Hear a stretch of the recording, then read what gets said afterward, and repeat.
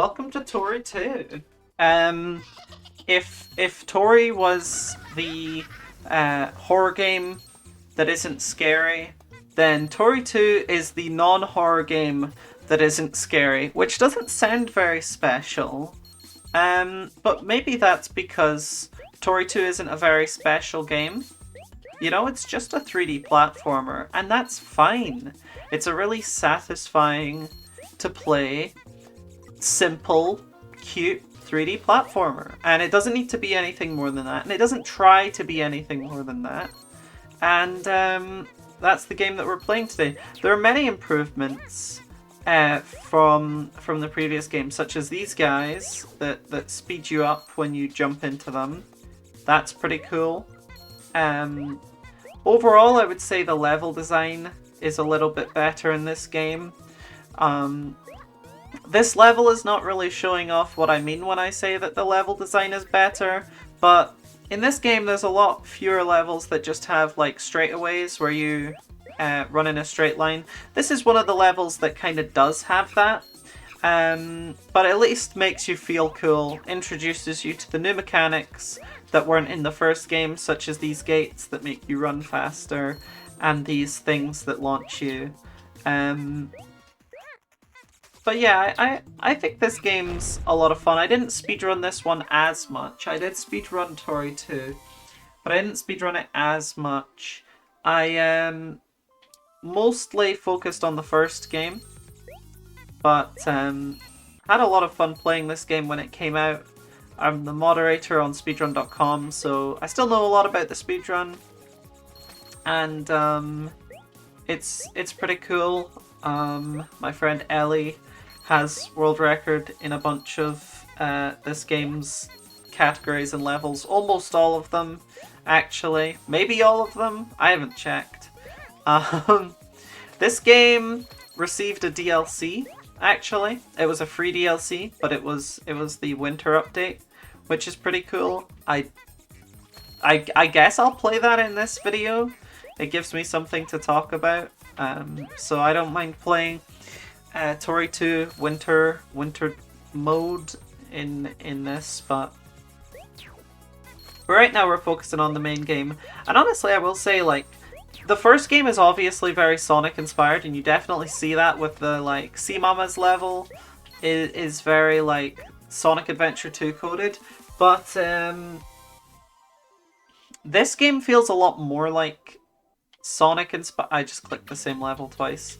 This game feels a lot more Sonic inspired than the first one, at least that it shows a lot more, and I think it's all because of Sparkle Park, because Sparkle Park is like it's got like the tile based level design, like all of the textures are tiles, and it's got you know, it's like a water like beach theme, which is seen commonly if you think of like Sonic Adventure, and it's got a vocal theme. Yeah, Toree has songs and they're good, but you didn't know that until you played this game, because the first game had a bot soundtrack. This game has a soundtrack produced by Red Panda, and it's pretty sick. And it has a vocal thing, a vocal theme for Sparkle Park, which is really good, and the highlight song out of this game that everybody talks about.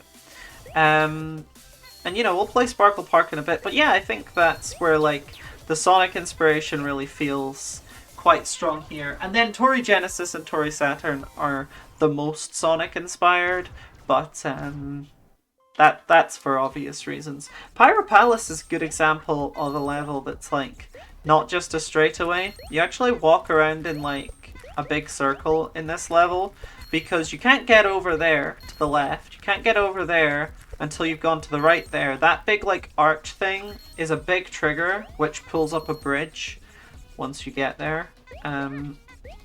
All of these lava things are on cycles, but they're also like really not intimidating because like they're so slow.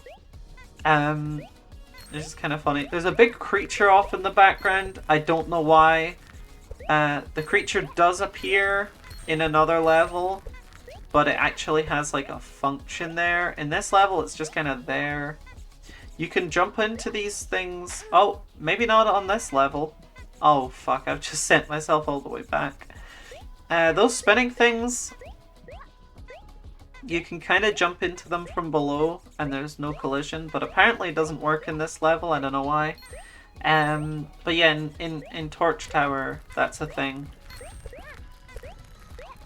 Oh, there's also in the soundtrack a reference to Never Gonna Give You Up by Rick Astley, which is pretty cool. We always love that.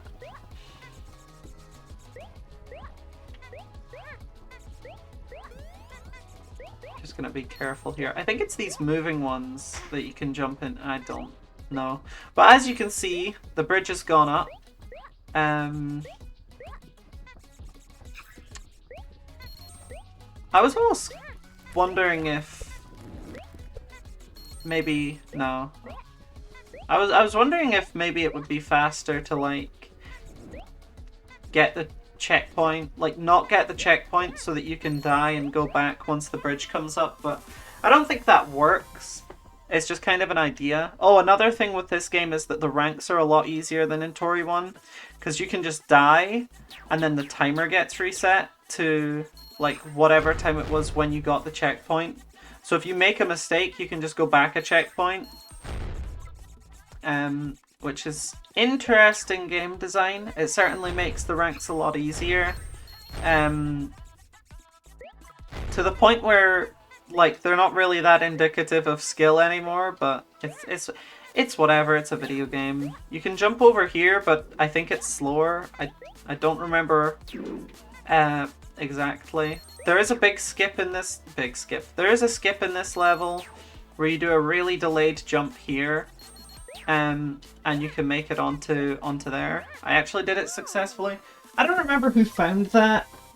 I remember that I found it and someone else had already found it by the time I... Here's Sparkle Park. I'll just let you listen.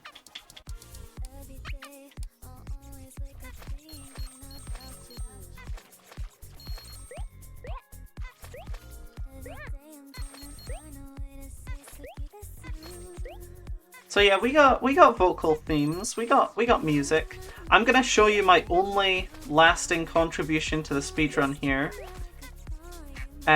What you do is you jump into this thing and then you hold full left.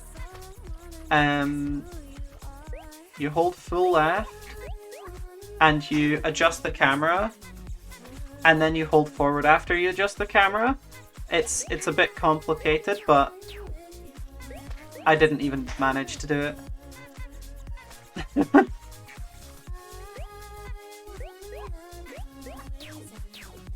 Yeah, there you go. You jump off of that little island. It's pretty sick. Anyway, yeah, go listen to Sparkle Park. Actually, the soundtrack's on Spotify, so you can go stream Sparkle Park if you want. That is possible. That jump from the tree onto this thing.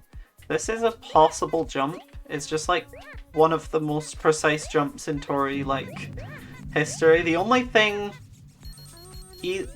harder than that is the fucking... Oh, sorry. This game's not mature. I shouldn't swear. The only thing more difficult than that is the tasty jump in Dash Dimension. Which is like a big jump with a delayed coyote time thing. That's pretty hard, but that jump's harder. It's not as hard. Yeah, Dash Dimension. If you're playing as Tasty, there's a huge jump you can make that's not faster, but is really precise. Yeah, that's something I always forget with this level. You don't need to jump between these two, but you do need to jump between the next one. But if you're playing as Tasty, I think you don't need to jump there either, so it's like just confusing to remember. It's not like there's any reason to avoid jumping. Jumping is going to be just as fast as running most of the time, but I guess there's a reason to avoid jumping because we are on a conveyor belt. So it is actually one of the cases where it would probably be slower to jump. Although the funny thing about the conveyor belts is it's actually like a collider above the conveyor that makes you go fast. So even if you're not touching it, you can still be getting the boost. So in the immediate second, like after jumping, you probably still have the boost.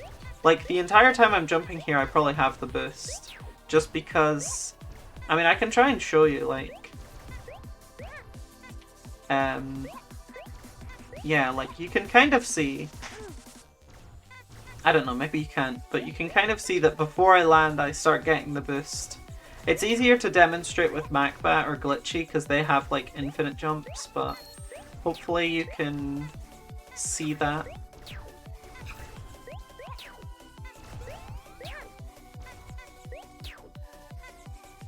But yeah, this is like pretty fun. It kind of has that Sonic thing where it's like, okay, the level's kind of playing the game for you.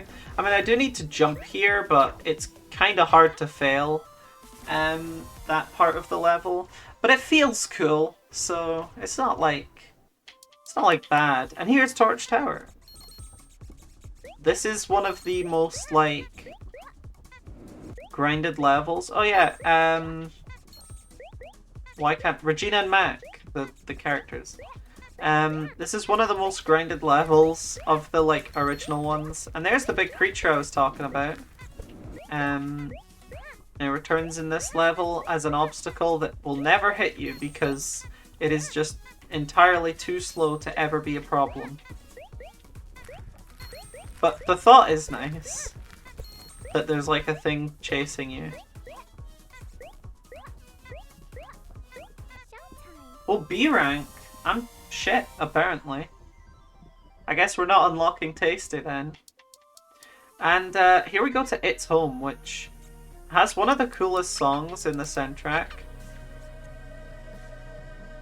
And overall, like aesthetically, feels a little out of place in a Toree game, but looks awesome. I mean, the color palette and stuff, I think it's really cool.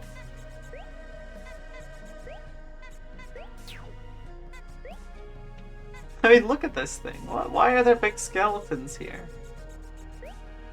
I mean, I say it looks out of place, but this is kind of in line with what Toree is. It's just unusual. But I guess it's kind of the flair of this game, right? Is that it has these weird things in them. But yeah, I really like the song for It's Home. Which is, of course, a play on It's World, but this level's much better designed. And you might be wondering, what is that thing? Yeah, me too. I don't know what that thing is. I will say the skeleton things on the tower look a bit cheesy. Oh look, it's the moon from Majora's Mask.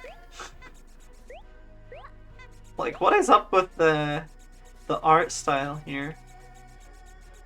And then I'll let this cutscene play. I don't think anyone cares about the story of Toree, but there is a cutscene here that is nothing. And there's a boss fight in this game? Oh my goodness. Nobody knew about the boss fight until right now. So the idea behind this boss fight is you just dodge these things and then you hit them back at the guy. And they're all really easy to dodge. Except sometimes they're not easy to dodge, but for the most part they're easy to dodge. This one's gonna shoot bullets at me. Or missiles, I don't know.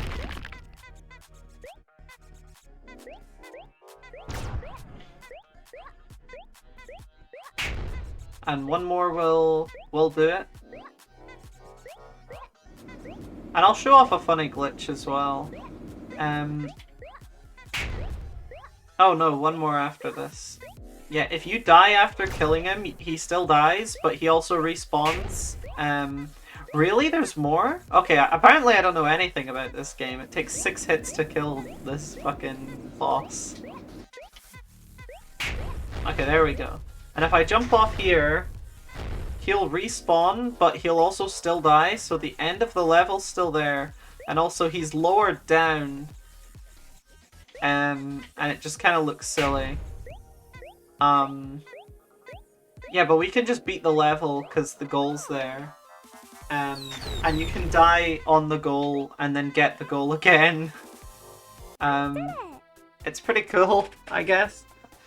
And then you have this deep lore with these guys. But well, I mean, you can't skip the credits anyway, but even if you could, I wouldn't, because check this out.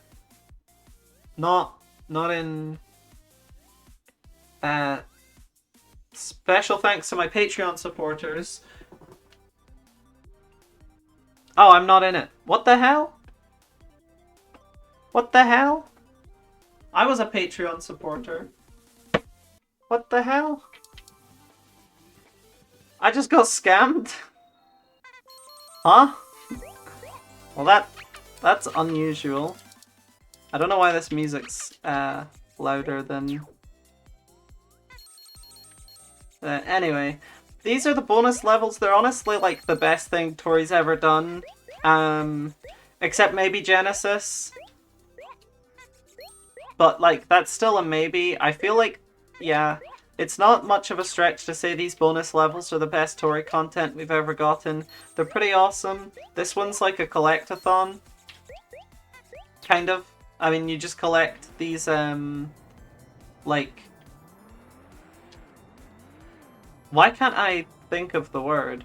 You just collect these, like, ice cream cones. Which are pink and yellow flavor. And, but you get to pilot a mech? Excuse me?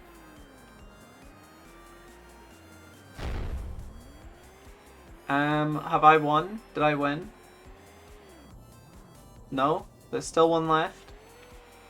It's a little hard to see what you're doing. I'm not gonna lie. Oh, here we go. You're just going in a big circle as it happens. So yeah, you get an ice cream for that. Also, look how cozy Toree looks. Got the scarf and the earmuffs.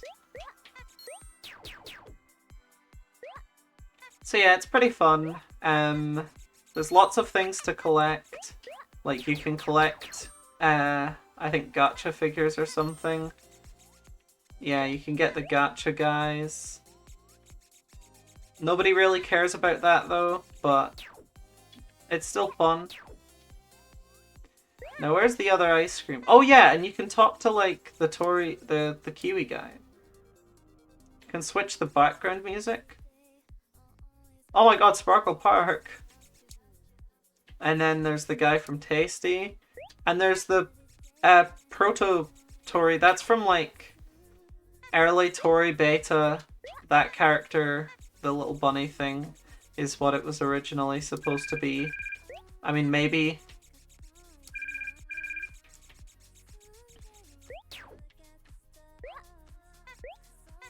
So yeah, you gotta answer all these like phone call things, I guess, and then you get an ice cream.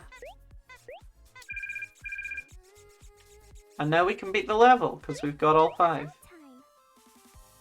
Not in very good time, mind you, C rank, but this next level, okay, this is gonna take a while. This is like a big ass collect-a-thon where you gotta get all these light bulbs and then put them in the right place on the tree. I'm not gonna lie, this speedrun is genuinely difficult. Like, this is the most complicated Toree level, and therefore has the most, like, probably not the most difficult speedrun, maybe the most difficult, I don't know, but definitely the most, like, complicated IL, and, even, like, getting an S rank on this level is tight. You need to, like, really come up with a good route if you want to do it. And, I can't even remember if I've done it, to be honest. Because when the bonus levels came up, like, there was no reward for getting S rank, so I didn't care that much about doing it. So yeah, I mean, it's genuinely pretty difficult, but also, like... The main difficult part is just, like, there's so many ways to like navigate this level. Like it's so open-ended, which is awesome. The fact that it's open-ended is like the direction that I want Toree to go, that it probably is never gonna go in, because the Saturn levels are pretty the two Saturn levels we have are pretty. One of those being, by the way, the Jolly Jam. I don't want to lead people astray. When I say two Saturn levels, there's only one proper Saturn level. The other one's Jolly Jam. But yeah, I just... Oh, I'm dead. That's cool. I just, like... Oh, what? My progress got undone because I was sent back? That's bullshit. Wait, no, it wasn't? Was it? I can't tell. I don't know. Whatever, let's just pick this thing up. Gonna die. Gonna die in the exact same way that I died the last 2 times. Why is the camera so bad, by the way? I'm gonna turn the camera sensitivity all the way up. And it's still not even like half of what the console camera sensitivity is like. But I guess that's what I get for playing on PC. Because this game's also on Switch. And Toree 3D is also kind of on Xbox. It's part of like a collection with a couple other games, but Toree 3D is kind of on Xbox and it kind of has a time attack mode. I'm pretty sure it just saves the like session time. Like if you beat 2 levels, it adds the times together. I'm pretty sure that's all it does, but I don't know because I don't have an Xbox. Oh, what? I can stand on those? I didn't even know that. I was like avoiding them. I mean, that was cool, but there's nothing up here.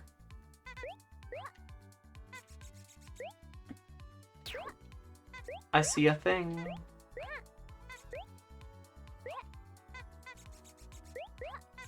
But yeah, I was really happy when the winter stuff came out because, right. I was really happy when the winter stuff came out because, like, it really felt like a refreshing take on a Toree level, seeing this huge open space. Like, all the Toree levels are pretty restricted in where you can go. And that, like, makes sense for what the games are. Like, that's clearly what Toree is aiming to be. But I think a lot of people found these levels more fun, and I know that I did. And you know, to some extent, Kiwi64 scratches that itch. Because Kiwi64 is like... Did I already pick this up? Did I just duplicate the fucking thing? I feel like I already picked it up. I don't know. Truth be told, I know very little about Toree 2, is what I'm realizing right now. Oh god.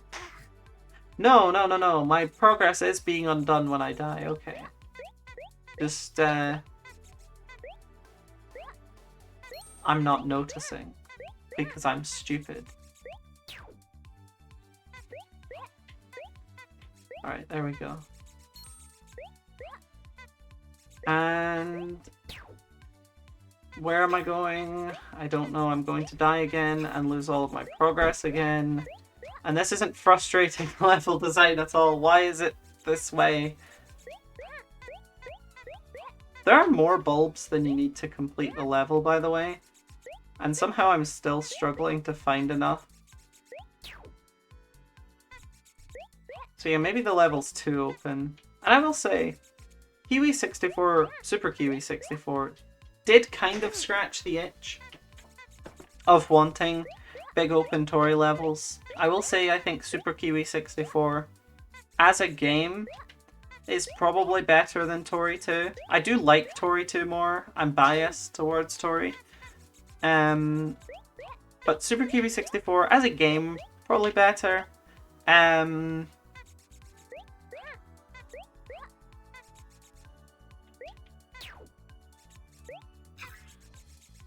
Okay.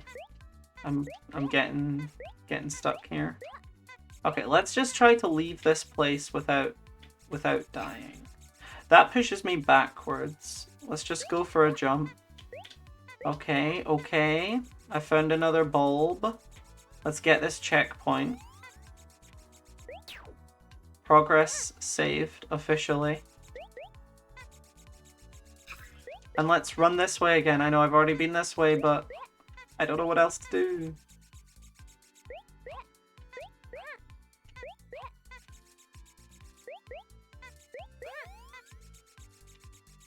Where? Okay, there's an empty bulb spot, but I still need one more bulb before I can say I'm done with this. You see the difference in height when you're holding jump and not holding jump? That is, like, a mechanic that people still don't understand very well in this game, just because, like, it's not obvious. Most of those things that shoot you, like, horizontally. So it's not obvious that you just go farther from holding jump down. But you do. You do. Yeah, I can't, like, turn the camera upwards. I can only look, like, down, basically. Which is a bit frustrating, because I'm trying to look around the tree to see if there's an empty spot nearby. And the answer seems to be no right now, I must admit.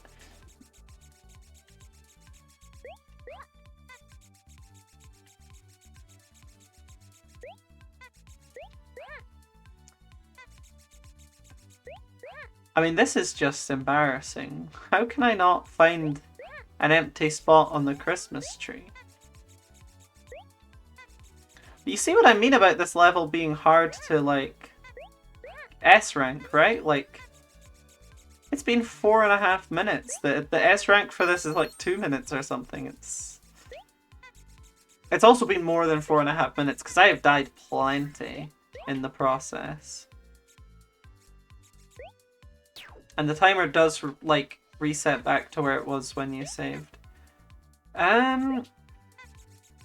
Yeah, it would be really nice if I could just look up, but for some reason the camera's restricted to always being flat or down. And I see the thing! Oh my goodness. I swear I did this one already, but there we go. Now I just need to go to the top of the tree. I forgot that part, which is why I jumped down. But yeah, the end of the level spawns in at the top of the tree. And if you're wondering, how on earth was I supposed to know that? Good question. The game does not indicate at all that there's an end to the level after you decorate the tree. But that's classic Toree, Kiwi64, etc. game design. You didn't really need to know.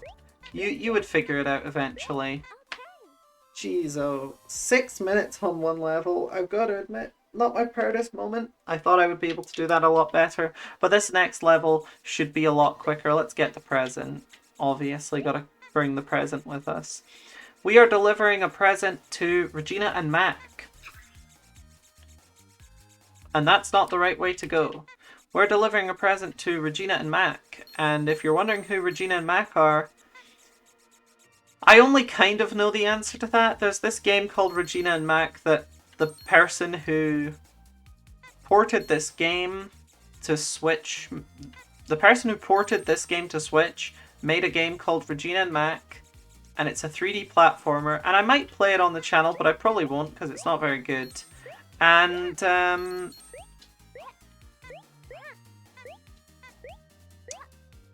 that's kind of all I know about Regina and Mac, but they're in this game. They make a surprise guest appearance in this game. And the first game, actually. And, like, every Ciactro thing, which is fine. And I missed that, and there's, like, no checkpoints. I mean, might as well restart, right? If I'm going back to the beginning of the level, I might as well restart the timer. But yeah, Regina and Mac... they're at the end of this level. That's really all there is to it.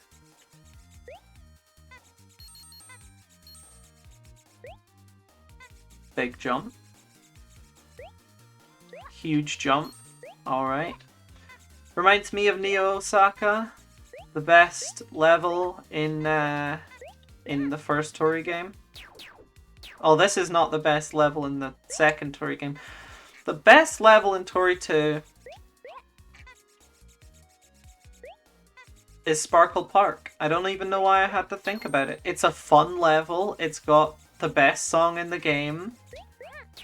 What's not to love? I invented a skip, which is used by millions today.